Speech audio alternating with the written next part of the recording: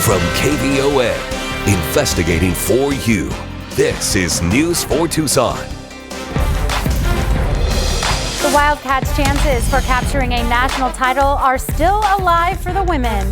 The Arizona women's basketball team moving on to the next round of the NCAA Tournament. Good evening and thank you for joining us. I'm Zoe Zandora.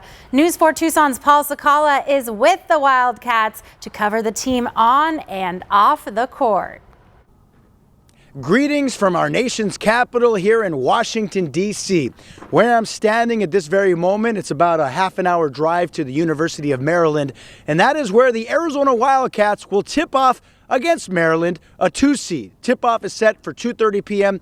Tucson time, and according to many, the Arizona Wildcats are a heavy underdog. Remember, they're going into a hostile road environment for a game that will decide which team makes it to the Sweet 16. Some people have Arizona as a double-digit underdog. That said, I had the opportunity to do some locker room interviews as I shadowed the Arizona Wildcats, and here's a bit more.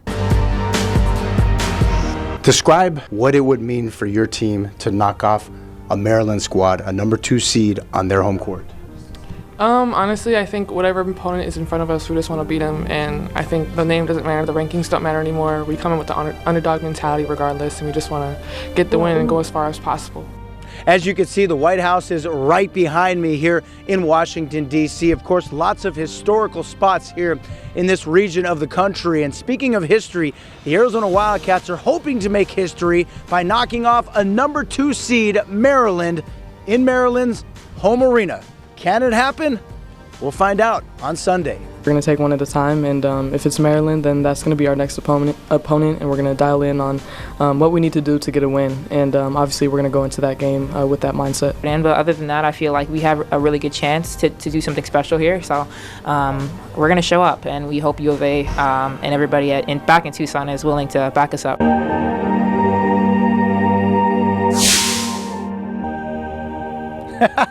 Back you up, Shayna Pellington? Hey, you know I got your back, that's for sure. In fact, everybody here that's an Arizona Wildcat in Washington, D.C. has your back, and we all know that in Tucson and Baja, Arizona, and the old Pueblo, everybody has the Arizona Wildcats back, that is for sure.